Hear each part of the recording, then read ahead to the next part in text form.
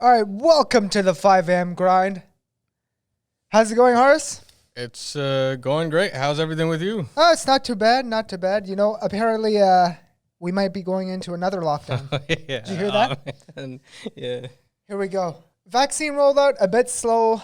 Variant spreading. Yeah, Yeah. seems like we're headed for a third lockdown. And for those of you who are listening from outside of Canada, we're talking about Canada, Ontario specifically. Ontario specifically. Yeah. So it's just to give everyone who's not from Ontario some context. Yeah. We've probably, I feel like we're, out of everybody that I know of living in different countries, we've been in lockdown for the longest by far. It certainly feels that way. I felt like, March of last year, Yeah. I think the whole world went into lockdown. And then I think for the first 2-3 months or whatever, everybody was like, oh my God. And after that, everybody started dropping off, right? Like in the States, they're not doing this anymore, right? No. They're just kind of like, They're peace just out. open for business. Yeah. But, and then, I mean, they have another thing, which I want to like kind of briefly talk about. I don't know how. Our topic is really important today, but Okay. yeah, go on. I'm not going to interrupt. Or maybe we do this on the following podcast. No, but I was just saying quickly, but Yeah. we were in lockdown until when? Like August of last year? 2020? I can't quite remember, but I just remember the first one is the one everybody took very seriously. Yeah, and then we opened up for a month or two, went back into lockdown. Back into lockdown. Now we opened up for 3 weeks or whatever it is. Yeah, and it they're seems talking like about getting going into here we lockdown go. again. Unbelievable. But- Unbelievable. I mean, people just are. They've had enough Yeah. of lockdowns and Yeah. of COVID. Do people livelihoods are online, man? It's not Yeah, just no, about being cooped up inside. You gotta have earn a living and stuff like that. That's what I think. Life about, must go on in some way. Yeah. No, I agree. All right, so for this week's podcast, we've got a listener's topic. Oh wow. And that is, it's a question. If you are not qualified for a job, should you still apply for it? Right? Okay. And the 3 sub-questions that we're going to discuss on the podcast today are, would you apply for a job you're not qualified for? Yeah. Put yourself in the hiring manager's shoes. Would you hire someone who isn't completely qualified? And how can you show you're qualified for a position if you don't tick all the boxes? Yeah. Right? I do have a 4th question, but we'll get to it if we have time. So number 1, Horace, would you apply for a job that you're not qualified for? Absolutely. Yeah, I was going to answer the question the same way, but it's great. It's great. I love the enthusiasm. So why don't you go into why you would do that? I mean, okay. My thinking is, I'm not trying to like dupe anyone. Yeah. I feel like I'm a hard worker. I know that I'm going to put in the effort. I'm going to do all of that stuff. I feel like I'm not saying I'd apply for any job. I'd see what is something that I could possibly see myself doing. Right. I was going to say the same thing. Like for me, taking my experience as an example, I have a finance and accounting background. Har's having trouble with his mic. I have a finance and accounting background. If there was a CFO position, let's say it was the CFO of Bank of America, huge institutional bank in the US, and then the CFO of a small startup in Toronto, right? The position is the same. It's a CFO. But I know I'm not really qualified to be Bank of America CFO. I mean, I might still apply, but I'd be wasting my time and theirs. But would I feel qualified enough to apply for that startup CFO position? Absolutely, 100%. Yeah. So I don't think there's a hard and fast rule about this. It comes down to your own personal judgment Like, to a certain the question was, extent. you're not qualified for it. Does that, like, what do you mean, though? I would say you're qualified for that, though. For what? The startup CFO job? Yeah, I would say you're qualified for that. Yeah. What about, I'm talking about, when really we say reaching- outside of qualification, let's say, forget about the Bank of, like, America, because that's, like, obviously that's a huge stretch. Yeah. But what about if it was, like, the CFO of, like, a company that's doing $100 million, $200 million in sales? Or something like, look, I've been working for about 10 years, something that said 15 years of finance experience. Would I still apply for that? 100%. Yeah. I still But would. then again, you're within experience. Within experience? No, but let's say they say, oh, we need, I have 10 years of experience. Yeah. And the job description says 15 plus. Okay, I would okay. still apply. Okay. I All still right. would. I would still apply. And I think I'm giving my personal opinion, but I will quote an article from the Harvard Business Review, Oh, nice. which says you don't need to meet every qualification to apply for a job you're completely qualified for. If you're applying for a job that you're completely qualified for, you're likely aiming too low, Yeah. right? Because a job is supposed to, in some way, stretch you a little bit too, right? You're not supposed to be like, if you're applying for a job where you tick all the boxes in that job description, it's quite likely that, it's a bit of a lateral move. Yeah. It's not really progression in your career. And you're aiming too low. Yeah. You're aiming too low. The other point I wanted to make on this question is applying for jobs and stuff like that. Let's say I know you have your own business. This is hard to relate to. But anyway, imagine you're working at a company. You've been an associate, let's say, for 5 years. The next level is manager, right? It's a tier up. It's a level up. Most associates don't have the experience to be a manager, right? Like, technically speaking, they haven't managed people. Yeah, they may have in their current job. They may have had, they may have shown transferable skills, but they don't have direct manager experience. But still, organizations promote from within, and people who are associates always get promoted within an organization. They become managers, senior directors, VPs, etc. People who move through their career and up the ranks don't necessarily have the requisite experience required for the next job. It's just that they've convinced people internally that they're ready, and people above them making the hiring decision are like, we trust this person to grow into that role. Yeah. You know what I mean? Yeah, 100%. Because a lot of people have to understand, if you're going to become a manager, you're not going to be the most awesome manager on day one. But you're able to grow into the role because you have the work ethic, you have the right attitude, that sort of stuff. But any job, even if you're qualified, there's always the learning curve. Right? Any job. Yeah, any job. So manager, if you're being promoted, it's the same thing. But the thing is what people don't realize. Yeah. And it really will boil down to your mindset and what you think a manager is. You may think, for example, managers are about, I've got people working for me. They're going to do my work. They're going to, I'm going to be able to tell people what to do, all that stuff. That's not what a manager is, okay? A manager is, let's say you're in an organization that is... You're in a department that needs to create or complete task A, B, and C. Hypothetical speaking, you could figure out whatever those tasks are, right? You've been working in a job that's been doing task A, right? And then you have some exposure to task B and C, right? But task A inside out. When you get promoted, now you're looking at people do A, B, and C, and you're making sure they have everything they need to be able to do their job. So you're basically taking care of them, right? Yeah. And if you have that mindset, I don't think it's a stretch to get up there. Now, if you think it's like, oh my God, now I'm the boss and I know everything, that's not what it is. You're making sure that a group of people, when you are a manager, and I don't know why I'm segueing into this, right? When you are a manager, you're trying to figure out, does everybody that I'm in charge of basically have what they need to do their job the best they can? To be successful. Yeah. And then even if you're not a manager, even if you're doing a job, when you're applying, I feel like organizations, my personal take, when you're an outside looking in, you're like, oh my God, this fancy name is asking for A, B, C, D. They must really need A, B, C, D. That's not really like what went down when they were trying to post that job posting. I feel like it's more like, okay, we need somebody who could do these type of tasks, because if you're a dynamic organization, chances are your job description is changing or it's evolving with the organization. So somebody sits down and they say, okay, we need these types of things in order for somebody to be successful. And then they figure out what are the cues, what are the signals that we can have that show us that this person has this ability. Yeah. Agreed. Absolutely. You talked about, what an organization needs. Yeah. I think the key message I want to impart to a lot of people who are new to the new job seekers, graduates, etc., is that you treat job descriptions as a set of guidelines as opposed to very strict requirements, right? Because a lot of people are like, they'll go look at a job description and they'll go, oh, they need this, this, this. Oh, I don't qualify. Oh, they self-deselect themselves from applying to the job.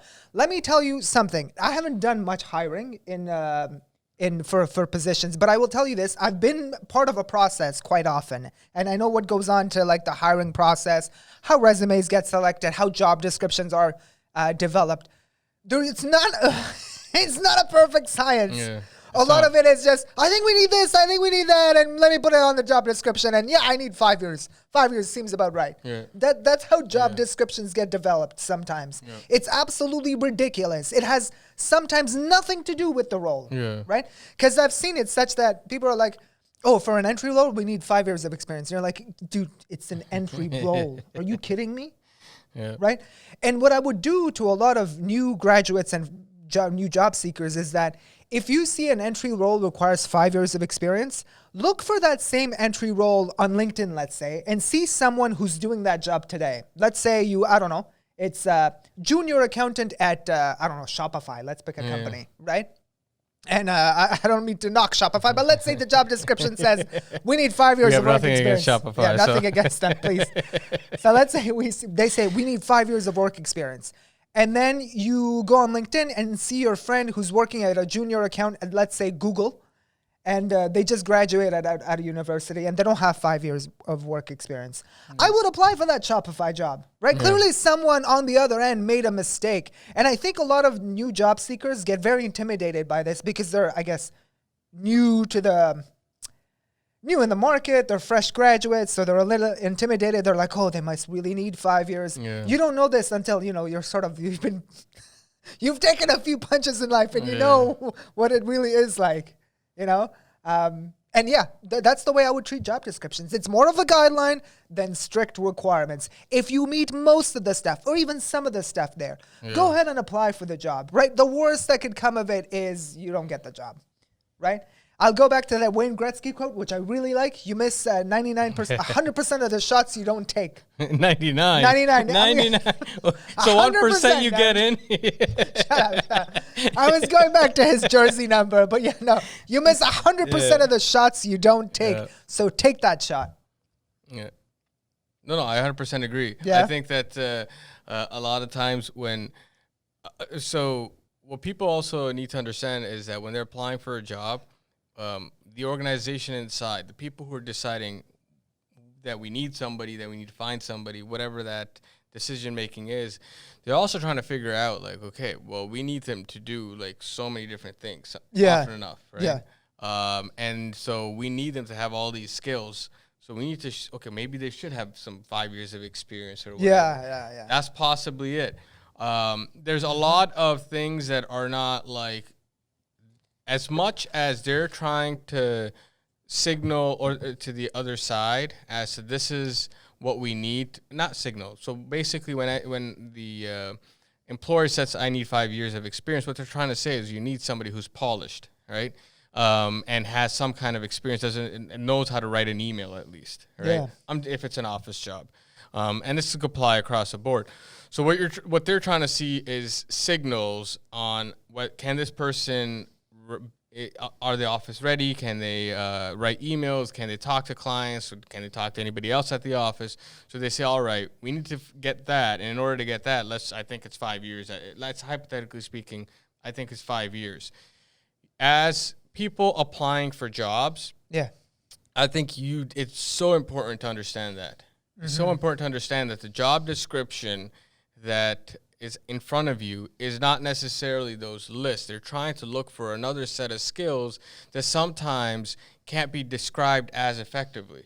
Yeah, right? Other than listing a work experience requirement, for example. So like it could be like, I don't know, you have, when they say you need 5 years of accounting experience, what are they really saying, right? Mm-hmm. That you're able to, let's say, and I'm just saying hypothetically, you could say law. Okay, when I say somebody who is 5 years of legal experience, a lawyer coming in, I'm not saying basically that you need to know A, B, and C. What I'm saying is, okay, after 5 years, your email writing skills have to be really good. Yeah. Right? You're able to articulate your point without saying anything unnecessary, without exposing things, without any of these other creating any liabilities. That's one thing. Second thing is you're able to handle different parties at the same time, right? You're able to handle competing interests at the same time, and you're able to manage that. You're able to make sure that you know what to say to who. All of these things, I mean, you've probably never seen that in a job description, but when I say 5 years, that's what I'm saying.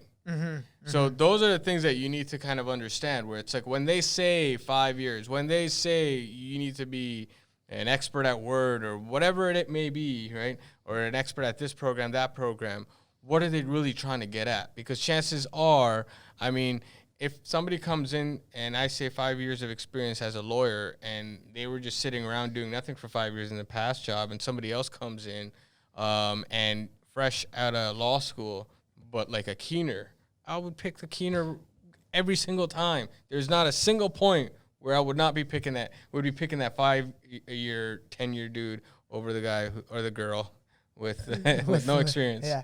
So I like that point, because the second question was going to be, just to let a lot of the job seekers into how hiring decisions are actually made, is put yourself into the hiring manager's shoes. Would you hire someone who isn't completely qualified? And I think what you're saying is, even if that person isn't completely qualified, given the choice, let's say someone who has 5 years of work experience versus someone who has 2 and is less qualified on paper, but is motivated, has the hunger to learn, has a good attitude, that to me weighs more than just years of work experience, right? Because someone who is lazy and just, what do you call it? Yeah, someone who's just lazy and complacent and doesn't want to progress and help you as an organization and help you grow. To me, the person who's got a good attitude, is willing to learn, is malleable, has a great attitude, that means a lot. That means a lot. That's worth more than work experience. It's 100%. Right? And it's hard to show that on paper, which is why sometimes, even if you're not qualified for a job, I'd say go ahead and apply for it.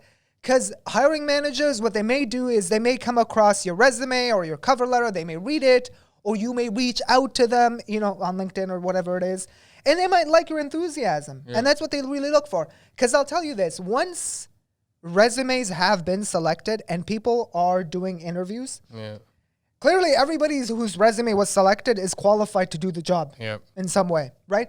And then it's just a fit about personality, looking at your attitude, how keen you are, your ability to learn, et cetera, et cetera. That's all it comes down to in the interview, right? It's not about, in the interview, tell me like your 5 years of work experience, like how'd you do this? You can't know. As a hiring manager, it's a bit of a gamble when you're hiring someone. You know this. I'm sure you've hired people and you're like, oh my God, that didn't work out. I thought it would be good, but it didn't. It's happened a couple times. Yeah, there you go. No, but I mean, that's a part of like business. But what I would say is like, one of the biggest things that like I look at that will show, at least I've come to figure this out myself. When I look at a resume, there's a lot of people who are going to say, oh, I did this. Some of it's true. Some of it is exaggerated. Stretching their truth. Stretch. Some, so, but they're trying to get a job, which okay, fine. They're trying their best, and that's how it is. But some of the things that I look at is how organized is the formatting of the resume. Okay. Because how organized that is shows me how organized a person is. Yeah. Right? Can they, like, it may be stupid, but, like, how you organize and put everything on the resume shows me, okay, this person can take a lot of information and get to the point, and that's what I need. I think that's a really good point, because I will tell you a lot of job seekers this.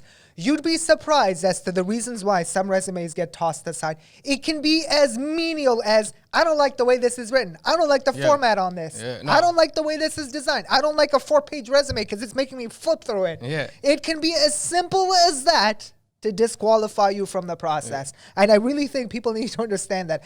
People making the decision on the other end are human beings, and humans are seldom rational and completely like value maximizing all the time. Sometimes they make dumb decisions. You might be very qualified for a job, but if they don't like your resume or something on it, they might just toss it aside. And the thing is, resume, and I guess the question was application. Yeah. Right? Yep. So you have to understand where the resume fits in your overall job seeking journey. Right? Yeah. A resume is not a pitch. You're not pitching yourself. You're trying to get a hook in. A hook in is a teaser. It's so tantalizing that the person has to reach out to. This could be a mess up, but let me just see if there's something here that I could get, right? So 4 pages, no, that's not a teaser. Right. You're getting into the whole movie. Yeah. Don't get into the whole movie. For 4 pages right? is way too much. Yeah, and because the thing is like if you do 4 pages, right? Here's like you're saying you're gonna be saying so much, and you have no control over the narrative because you don't know how the person reading is interpreting it. You want to be able to do that yourself. Yeah. You want a few zingers that if somebody came up to me, I could make you $100 million by this evening or by the end of the week. You know, 99% of me is gonna be like, this guy is full of BS. So 1% is gonna be like, maybe. Let me just give him 5 minutes and see what he's got to say, right? Yeah. And then that 5 minutes, he's like, that person again is not asking for me to like work with him for that 100 million or whatever it is. It's that 5 minutes, that first line is permission for the 5 minutes. The 5 minutes is a permission to speak for an hour. Yeah. Right? So you have to figure out where you are and what step of it are you looking for. So for example, HR calls you up. Your resume goes in, you've got a nice zinger, everything is good, well organized, right? Because HR is trying to look for that. Now you're talking HR. Right? Sometimes in the beginning it is an HR interview, often enough. Right? Or so what they're trying to do is make sure you check all the boxes and you're not wasting the manager's time. Yeah. So are you pitching them on your qualifications as you would a manager? No, because you're making sure you're giving them all the information they need to push you to the second person, right? Which is, you come to work on time. You are willing to work 9 to 5. You're okay with the salary. Sometimes they do those checks ahead of time too, right? Depending on the position. Sometimes they do this later, right? Then when you get to the manager's like, all right, like if this person's gone this far, more or less, the objective stuff has checked out. Now I have to figure out whether this person can work with me. Yeah. Right. And so there's different things that you're leaning towards in different interviews. And it's so important to figure that out. Yeah. No, so true. I would say about the whole 4-page resume, it doesn't work in like the business and, tech world for sure. Yeah. I don't know, maybe if you're a professor and you've written papers and thesis and stuff like that, it's a different industry. What I would say is that if you want to showcase a lot of your work to a potential job, to a hiring manager, what I would do maybe on the resume, like you said, is put a teaser, right? Like tell them, check out my website, which has blah, blah, blah, my videos or some of my work, stuff like that, right? I would lead them to somewhere where they can, explore a bit more, learn more, etc. Now, I'm not saying all the hiring managers will go visit your website, but some may, right? And it may seem interesting. The thing is, to be honest, if I've got a well-organized resume in front of me that looks nice, right? And they say, hey, check this website out. I did this, whatever. I would go check it out, man. Because listen, for me, it's an experience. A nice resume is a very nice experience, right? And I'm like, all right, let me take this experience to the next step to see, well what else do they have? If it's like a really not organized, ugly resume, I would be like, yo, that link's gonna be exactly the same as this resume. Screw it. Yeah, it looks like you're not well put together. You didn't put some thought into it.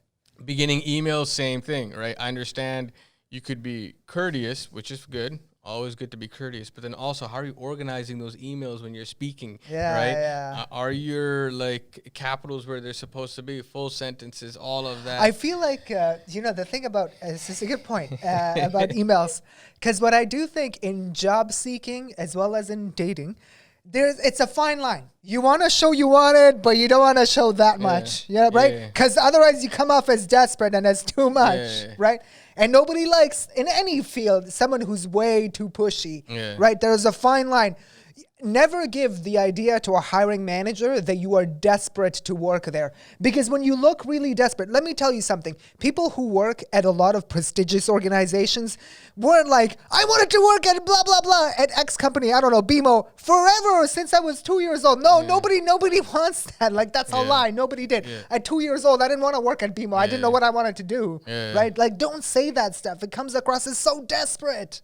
Right? It's almost like your hiring managers are going, oh my God, like this person is actually a little bit scary. I mean, listen, if you exaggerate some of these statements and say I've been wanting to work here my whole life, let's say hypothetically put that out there, I'll be like, oh, this person is not qualified to work. Yeah, are you? Because like they don't understand reality. Yeah, you're like, are you stupid? Like seriously, who actually wants this? Yeah, and what you're trying to say is when you say like, hey, I've wanted to work here your entire life, what you're trying to say is I really want to work here. Yeah, right? so say that. I really. Well, there's Siri. Yeah, just say I really want to work here, or I want to work there because of such and such reason. Right? I really admire this about the company. Right? If you say, like, instead of saying I've been wanting to work here forever, I would like working I'd want to work with you guys because I saw that you were doing this on your website and it really intrigued me and I'd love to get to know more.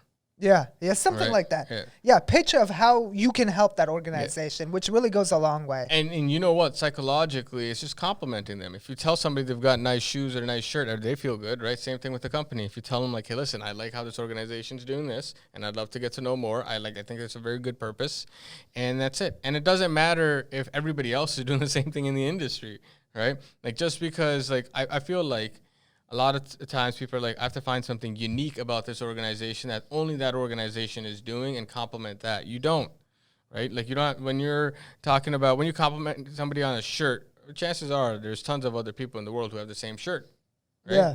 So same thing with organizations. They may be doing something that everybody is doing, but you have to compliment them on it.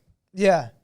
And I would say a lot of organizations, no matter how good you think they are, all of them have flaws. Right. Yeah. So sometimes as a job seeker, you want to try and help them improve on whatever it is that they're doing wrong or where you think they could improve, right, in their process and how they're doing things, et cetera, et cetera. I would say this as well. Right. When you're looking for ways to stand out on your resume, for example, how do you think you can sort of put that on your resume? Is it something as simple as like I gave the example, such that you direct the hiring manager to some sort of a website you've created to showcase some of your experience? One of the things that I did, for example, when I applied to BMO, right, in equity research, was a lot of people recommended, because the position is essentially you land as an associate and you're there to research stocks and basically come up with opinions about whether or not those stocks are a good buy, sell, or hold. You present these recommendations to institutional investors, which then buy based on your opinion, or they do their own work. They take your opinion into consideration. One of the things I was told to do with my resume was to put a sample research report about a stock, right, that I did with my resume. To be like, look, this is my resume. Here's why I'm qualified. And here's a stock that I'm pitching to you that I think could be interesting, right? Just to show my work. Of course, my pitch wouldn't be as good as anything that's produced by BMO. It's done by myself. But nonetheless, it shows like I tried to do it. Yeah. Right? What do you think about that? Just standing up by showing some sort of a project or something you've worked on. Yeah, that's huge though. I mean, even though your research is not going to be the same as BMO, right? It's like, what they're learning from that is how organized is this person, what is his thinking, how is he going to pitch this to us, what kind of points does he prioritize. There's so much information in all of that. There is. That I would always, if you can, right, I would always put in some kind of piece of work that kind of showcases this is what I've done. Yeah, it really does. Because then, you know what it does? You go beyond just a resume, right? You kind of stand out a little bit from your competition. There's something unique about you. And you're not just telling a hiring manager, I did this. No, you're actually showing that I've done this, which goes a long way, I think, to showcase the experience that you have. You know what, Horace, I like this topic. You like this topic? Yeah? Why don't we do a part 2 about this? Yeah, that's good. Let's do it. Yeah? All right, so stay tuned. We'll cover some of the rest of the questions about this topic in part 2. All right. So thank you for joining us for part 1. Take care, guys. This topic. Take care. Bye. See you on the next episode.